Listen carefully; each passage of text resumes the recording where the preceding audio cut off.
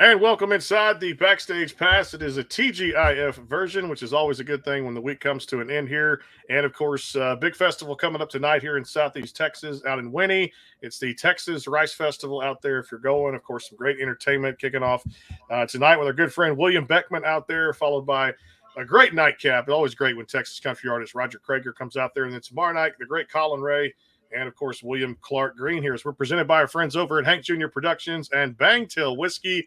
Pleased to welcome in an American Idol sweetheart. You know her, you love her. I've been friends with her dad for a long time, and she's great in Texas country and in Nashville as American Idol sweetheart. Laci Kaye Booth joins us here on the show. Laci, how are we doing? I'm doing good. Thank you so much for having me on here, Brandon. Well, I appreciate you being in there. And I tell you what, it'd been a minute since we saw each other at Old Red in Nashville there just a few months back during the CRS version. But tell me about kind of what's been going on. I know you guys are working on a lot of new projects, new music. You're just coming off a big tour stop in Australia. You've kept busy and really haven't looked back, right? Right. It's been a wild ride. It really has. 3 years in Nashville. I'm actually an independent artist now, so I got to take a month off and I recorded like 15 songs with my producer, and I'm just really, really excited to get that music out.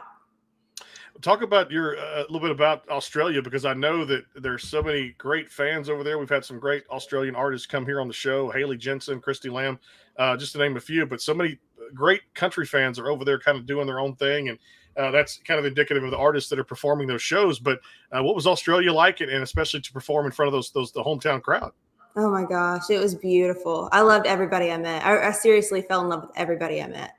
Everybody was so great. It's such a well put together show that CMC rocks. Mm-hmm. But just getting to experience the environment around there was just amazing. And those people love country music so much. Now I'm gonna go back a little bit. Just a couple of years now, 2-3 years removed from the Idol competition. When you kind of tried out there and you kind of went forward, and everybody says, take the chances in life because you get that one door opens and when is it? One door closes, another one opens, whatever it is. Was that kind of planned for you? And for that competition too, did you kind of get the feeling that, man, we're up against some great talent here? And I still think these shows are great for music because it really lets artists really shine and get their music out there. Otherwise, they may not have a chance. Take me on that ride from kind of beginning to the end. Oh gosh, I never planned to try out for American Idol. I tried out for The Voice when I was like 19, and I made it to like the producer round and got, rejected. So I was like, no more TV shows.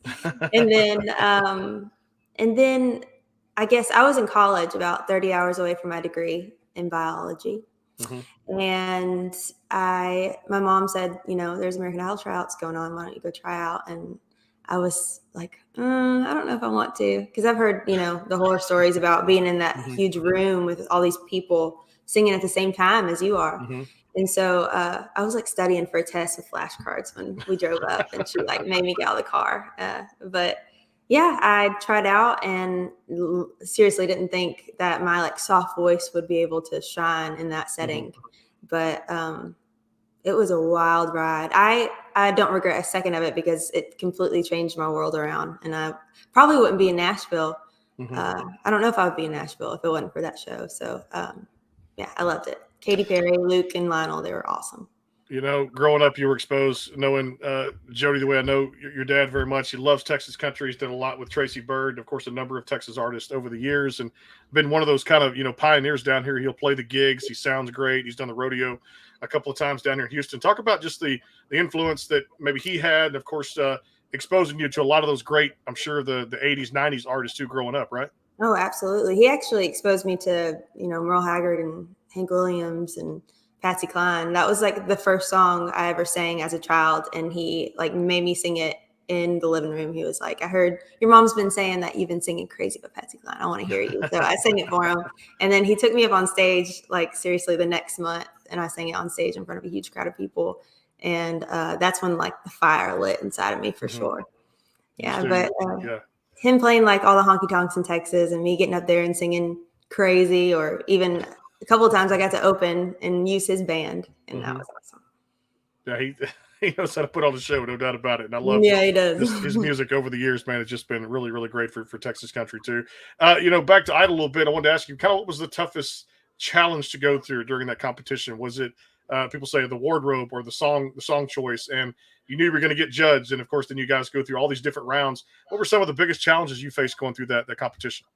My stage fright, for sure. I wasn't used to playing for, it was all the pressure of like the lights, and when you knew that red light came on, 60 million people were watching you, or however many, and Ryan Seacrest announcing everything. It just being a live show really freaked me out, and I had a little bit of struggle with that. But also, the judging didn't bother me, but the judgment from like everybody watching on online, like on Facebook and all that. That's the one thing they tell you whenever you get in that competition: don't read the comments.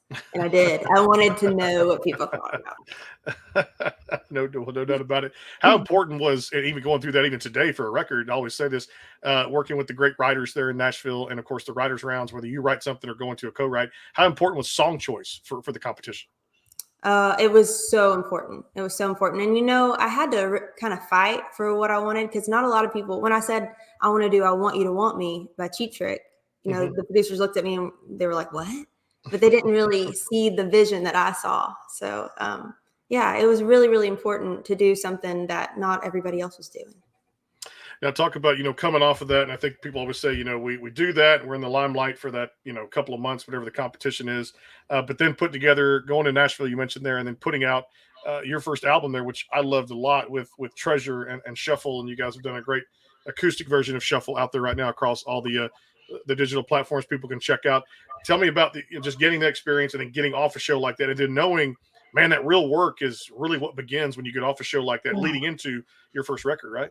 Absolutely. It was more like Idol was more like a boot camp in that way. And then I moved to town, and, I had only ever written by myself. I barely even wrote with my dad, because it just kind of freaked me out. So going into those writing rooms and really just opening up to people was a huge step. And once, I got that under my belt, it was game on from then. It was really, really fun.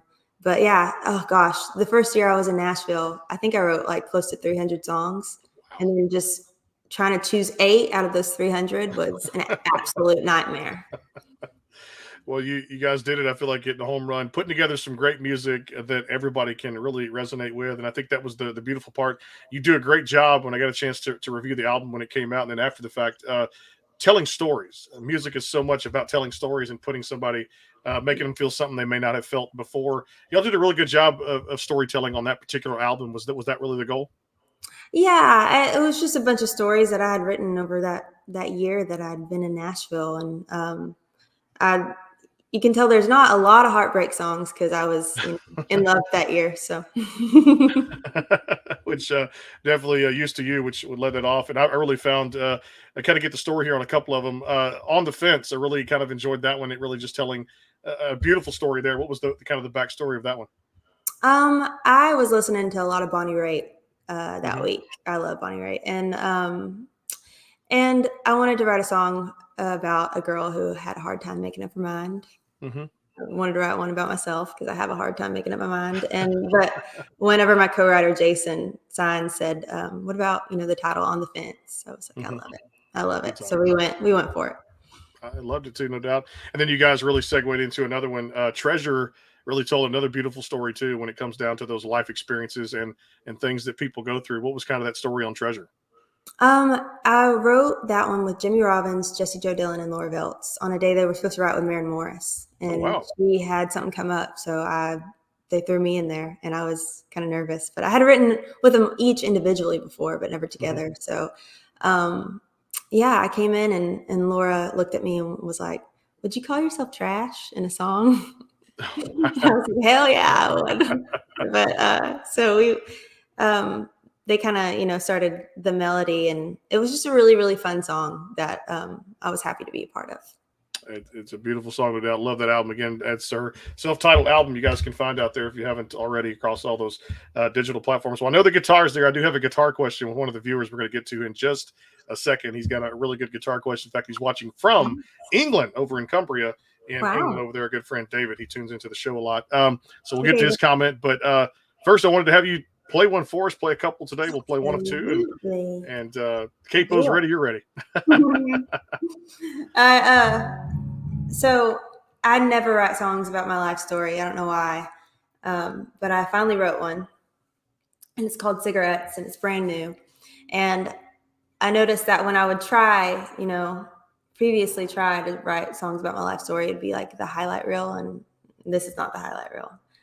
This is like the stuff that actually happened to me. That, like, I was 17, and I started dating a guy that my parents didn't approve of, and they said either date him and move out, or break up with him and stay home. And I decided to move out and dye my hair black and start smoking cigarettes, because that's what girls who move out of their house do. And so I wrote a song about every time in my life when things get stressful or I go through hard times, for some reason, pick up cigarettes, and I realize that I hate them, and because they make me dizzy. And anyway, this is Cigarettes. Here we go.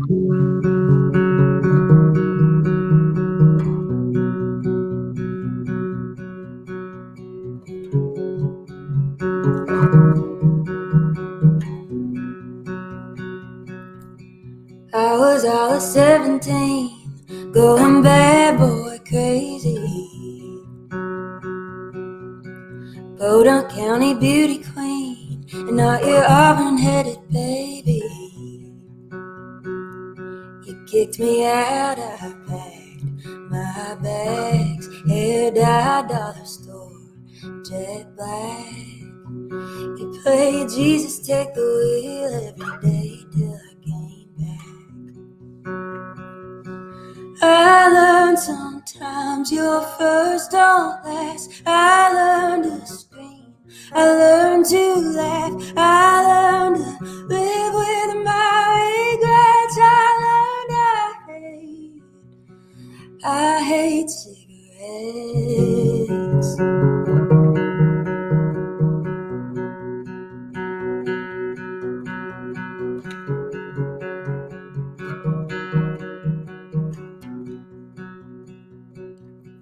I was all of 23, didn't know what I didn't know. They swore I'd be the next big thing, but the room was full of smoke. Had to watch my dream fall through, gave myself a day or two. And the same champagne that they bought me, I popped it when they dropped me. I learned sometimes your first don't last. I learned to scream, I learned to laugh, I learned to live with my regrets. I hate cigarettes.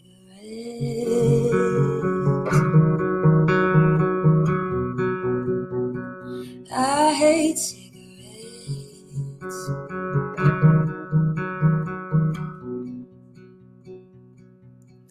I remember 13, tiptoes in the deep end, and the smell of Marlboro Reds every once in a weekend.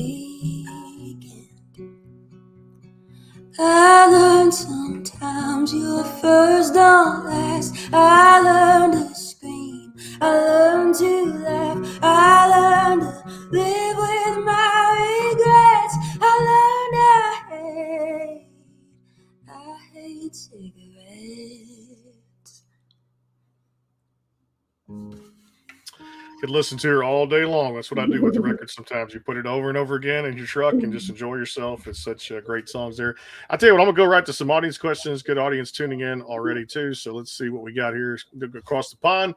In England, I would love to go to Cumbria one day. I'm sure it's beautiful, David. So we'll ask this question here. He always likes to, speaking of telling stories, and for some, people out there, too, that love it, yeah, tell me about the guitar that you use, Laci, and how important is the guitar to you in your music? Oh my gosh, this guitar is my baby. This is a Gibson, SJ 200 Western, or however you say it. But I've always used a Martin my whole life, because my dad uses a Martin and my grandma used a Martin.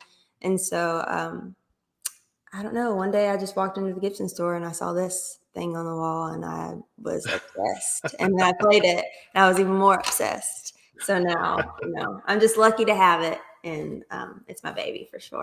Beautiful guitar, no doubt. Love this one. Hey, Brian, what's going on? Good to have you here, part of the broadcast here. So I love this too. How many songs have you written for the album coming out? Thank you for asking, Brian. Gosh, I've written so many. I don't even know if I can count, but it's over the span of like the 3 years that I've been in Nashville, all these songs that, and some by myself, but most of them, co-written. But I ended up recording about 15, but there's still some that I listen to. Even today, I was listening to some and I was like, damn, I should have recorded that one.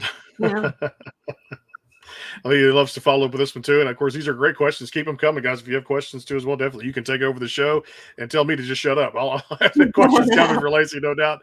Will the 8 songs from your collection be on the album along with new ones? Have you thought about some of these songs on country radio? I'm sure she has.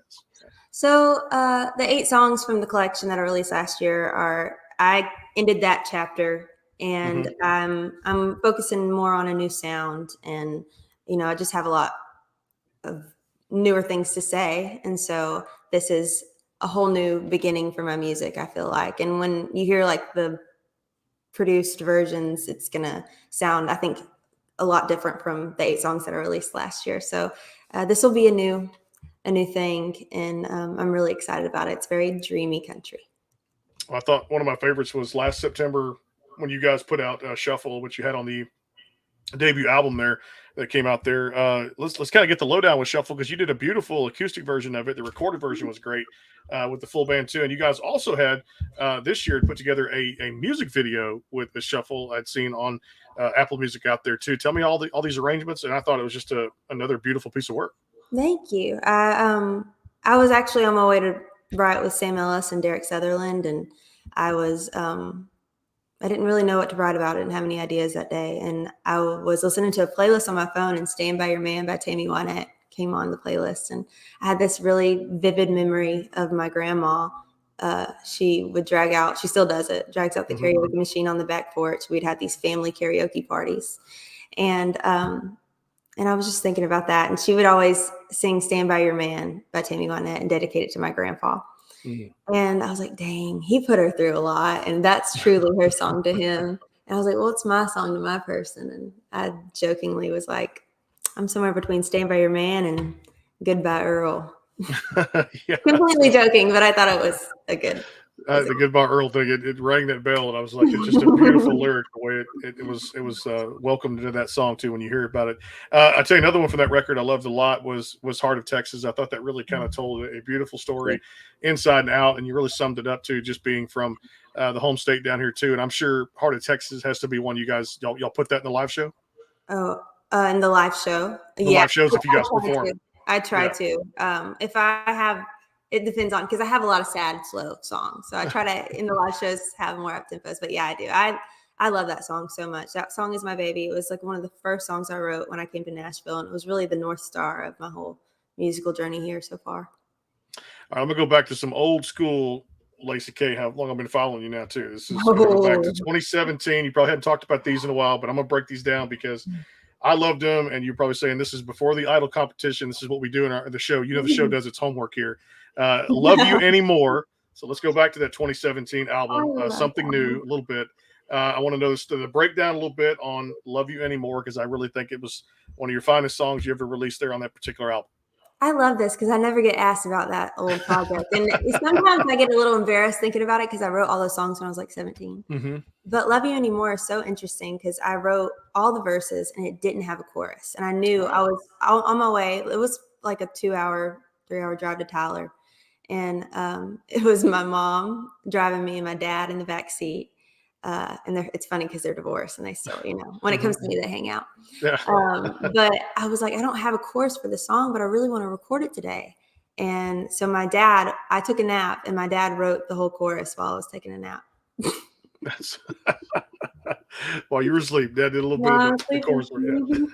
Yep, absolutely. It was awesome. And that is one of the best ones I think you've ever come out with. And of course, there you go. Collaboration is key, no doubt. The other one on there too was a couple more we'll touch on. "Don't Call Me" was also on that record too, which I love the fact that you'd put it on the album, Something New too. And the other one I'm going to ask you about is "Men and Margaritas." But the first one we'll talk about is "Don't Call Me."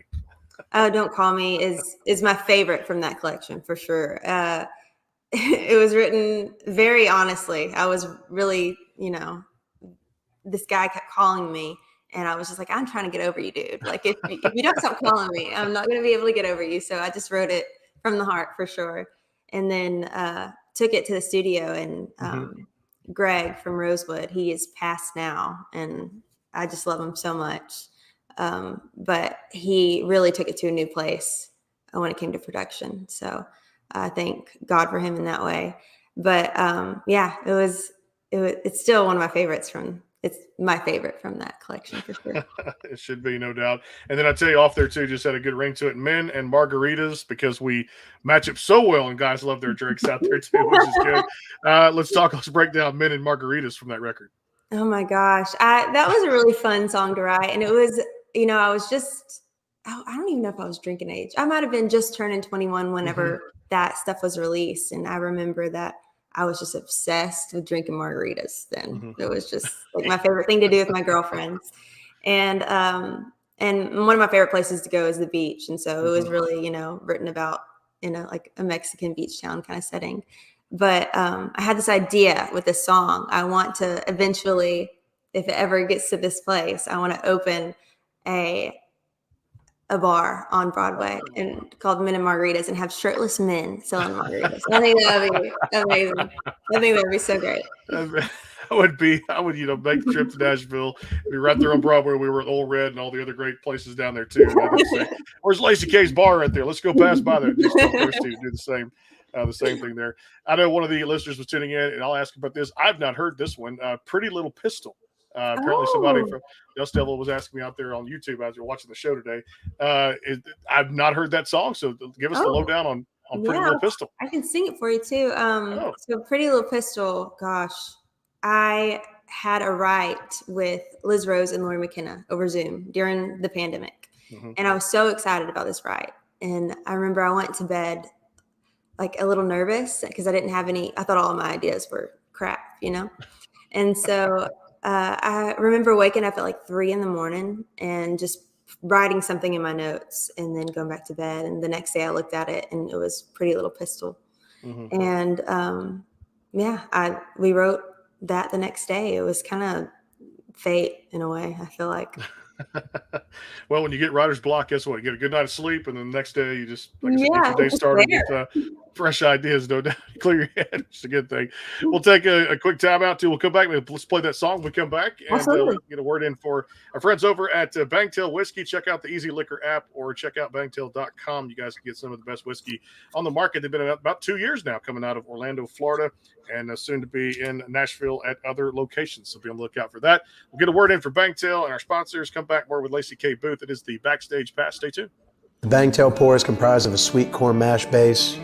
The front has a subtle sweetness and not too sharp. It has notes of a medium char or white oak for a smoky flavor in the middle, and the tail has a super smooth and warm finish. Go behind the scenes with some of the biggest artists in music today with the Backstage Pass, powered by the SportsGuysPodcast.com. Join Brandon Morrill and his co-host Kirsty Krause as they talk to rising stars and legends about their music careers. Listen to their latest tracks and learn fun facts about the men and women behind the music you love. And be sure to tune into the Backstage Pass Monday through Friday from 3:30 to 6:30, powered by the SportsGuysPodcast.com. And welcome into the Backstage Pass. And we'll have more sports coverage next week. Mike Haas, the voice of the New Orleans Saints, is going to drop by. We'll talk some Saints football, both on the football broadcast and, of course, here on the Backstage Pass. And then coming up here, we'll have Astros playoff coverage with former New York Yankee Mike Stanton coming on here on the program. So, again, the big names just keep coming by. Sports music, it's a grand slam, and you can check it out at the SportsGuysPodcast.com back here every day. I think Monday I may take off, Laci. We've been doing so many shows, I might just take Monday for myself to enjoy the week, which is always a good thing. Back here with Laci Kaye Booth on the show. And, of course, you guys can check out more on our socials out there and stay tuned to what's coming. Now, as far as tour dates go, before we have you perform the next song, you guys are still you mentioned get back from Australia. Is there kind of a schedule you're looking to kind of keep going, or is there a little bit of a break coming up? There's a tour coming up that I'm pretty sure is, I think, like 99% happening. And I'm excited about it. It'll be like for the month of November and a little bit of December. But I am opening for Diamond Rio in December, which I'm really excited about. So I'd love to be a fly on the wall at that show. Where is that taking place? oh gosh, I would have to look in my calendar. My memory is so bad. We'll find it out there. We'll put it up on our stuff too, so you guys can check that one out. Like I said, if it is, hey, you hit me back, and I'd love to come out and see that one if it's close to my area. No doubt about it. Let's have you perform the next one. I tell you what, let's stick Pretty Little Pistol. Let's do that one. Absolutely. I love the request. Thank you for the request. I think that's Dust Devil. I like the YouTube tag. That's good. I like that. Here we go.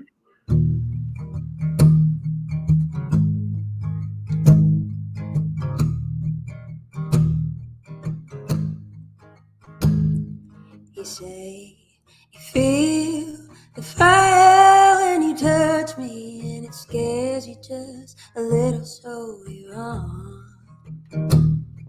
You keep coming back, 'cause you love how much we shine in the rising sun. Ribbons and flowers don't fit me. Leather and lace always does. You say that I taste like whiskey, and I make you drink too much. Guilty as charged, don't mean to break hearts. I'm not a handle with care, I'm a heart if you dare. I'm as wild as they come, so baby I ain't the one. You want a pretty little pistol, well I'm a smoking gun.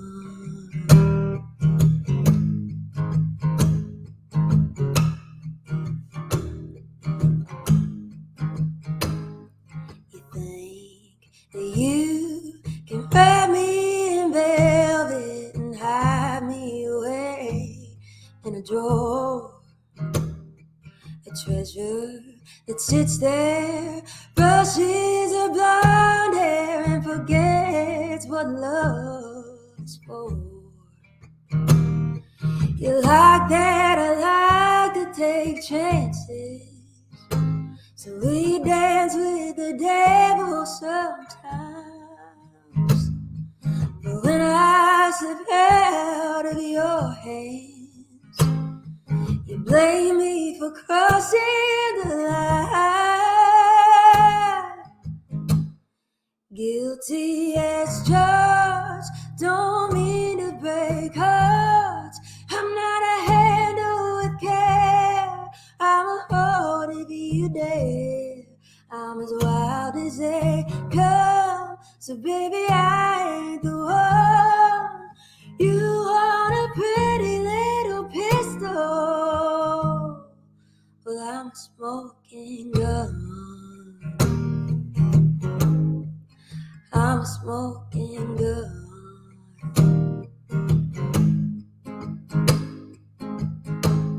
I'm a scene of a crime, I'm the one on your mind. But I am who I am, and I ain't gonna lie.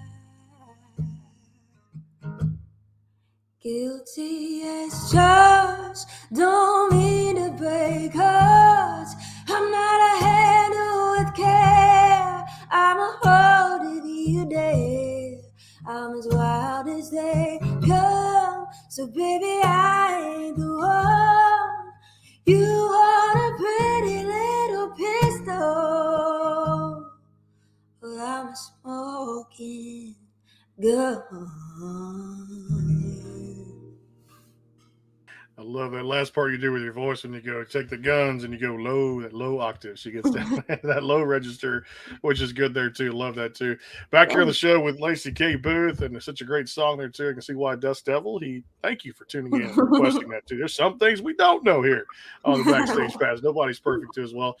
Some more questions. I know, Brian, we probably answered one of these, but I'm gonna ask it again too. Like I said, I know the answer, but I do want to hear it from Laci here too. He was asking, you were talking about being independent now, and of course, that label's got some amazing artists too that we've met there at CRS, and of course, just some great people there. I'm sure you kind of mentioned that in the show. Maybe he didn't hear that.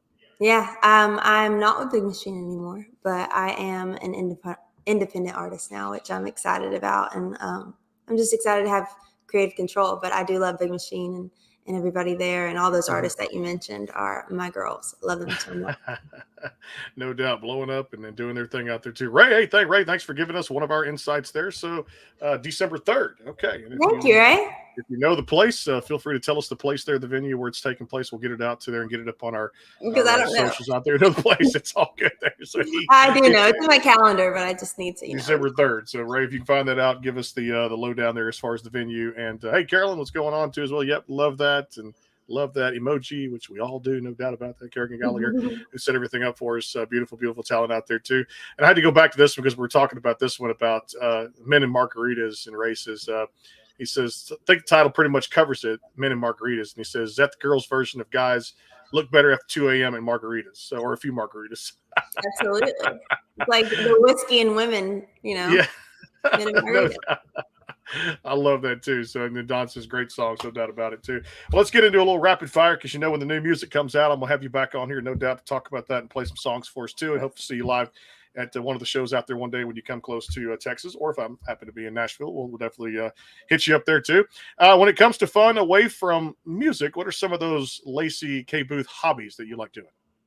Oh gosh, I love hanging out with my dogs. I'm a huge dog person. I have 2 wiener dogs. And I love them. And I take them on hikes. I've just, I love being in Nashville for that reason because there's a lot of good places to hike. Mm-hmm. I like going to dive bars.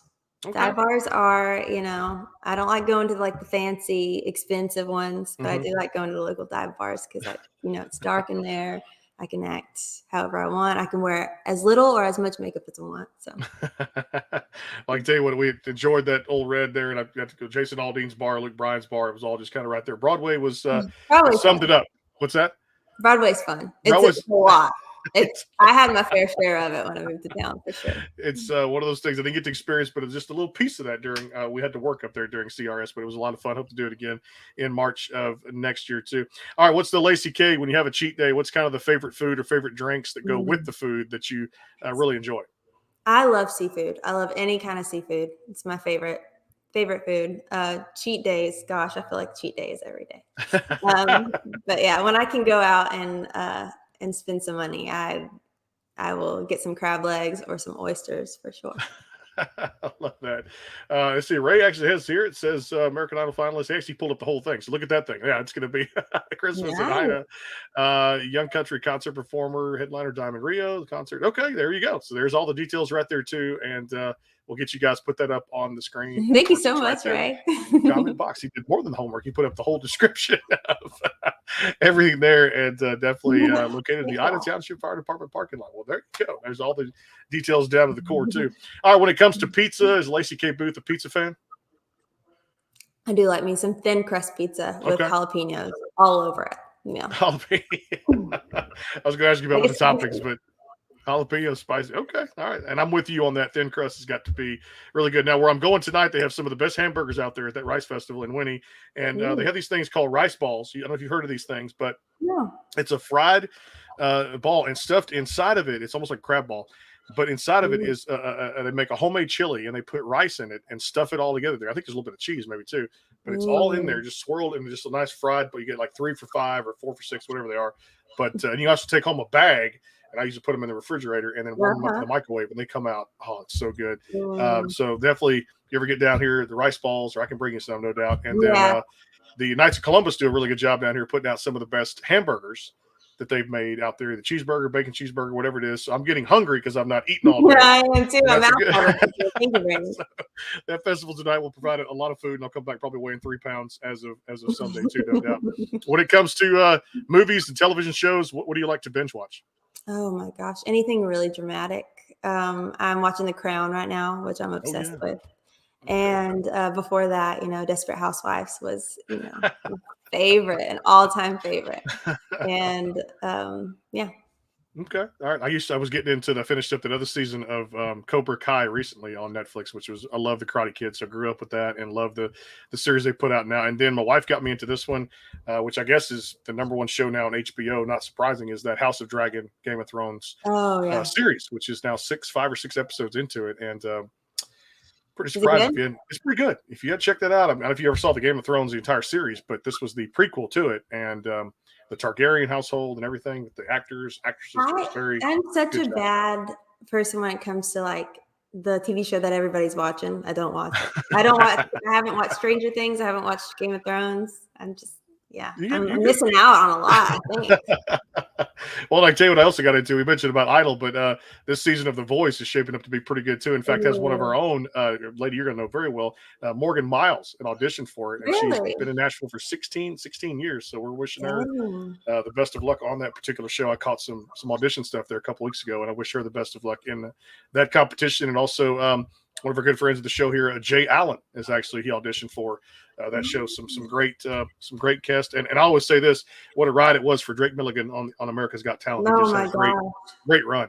Do you know Drake very well? He's a star. No, but my fiddle player that I've used, he's working with Drake Milligan now, and they're just killing it. That guy's a star for sure. Yeah, he's blowing it up, no doubt.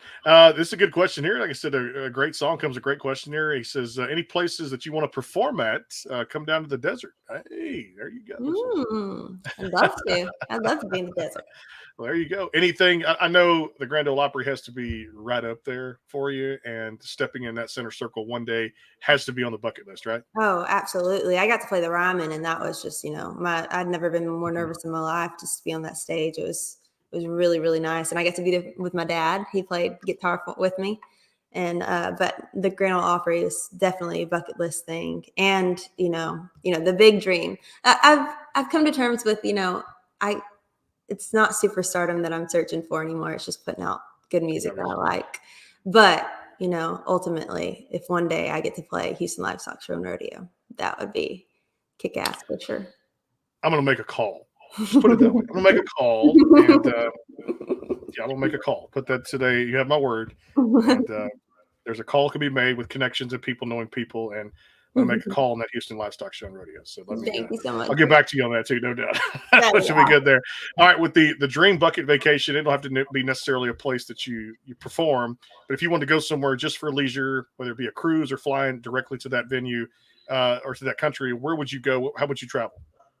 Gosh, I don't know. I feel like I would want to go to Bora Bora. I've just, just seeing one of those things over the water. That would just be so nice. Yeah, that's a dream right there. That's a screensaver too. I still love that movie and the couples retreat and think about it all the time. It's just a funny movie with Jon Favreau and of course just a great cast of Vince Vaughn and that's just a great movie. One of the best made all time. All right, let's talk about desserts. So what we talked about food a little bit. Desserts for Laci Kaye. What desserts does she enjoy? Ice cream, cake, a little bit of both. I'm not a cake person. I'm not an ice cream person. I don't know. I was a weird kid. I never enjoyed birthday parties. I like peanut butter cookies. Okay. I like Oreos, and my dad on my 21st birthday made me try creme brulee because we were at the casino. He took me to the casino for my 21st birthday, and I am obsessed with creme brulee now. Well, I tell you what, from making desserts to making music to making great food out there to eating great food, I love the fact you said something I hadn't heard in a while. Just putting out great music and not searching for that superstardom, which you are a star in my book, no doubt. And the music really does speak for itself. I love it so much. I'm so glad we crossed paths in Nashville there back in February at CRS. Guys, if you want to check out the music, it's all over socials. Go give her a like out there. Shuffle is out there, the acoustic version. And, of course, more great music. And I guess we're expecting this 2023, all the new album, possibly? I'm crossing my fingers for maybe one or two sooner, but yeah, 2023 for sure.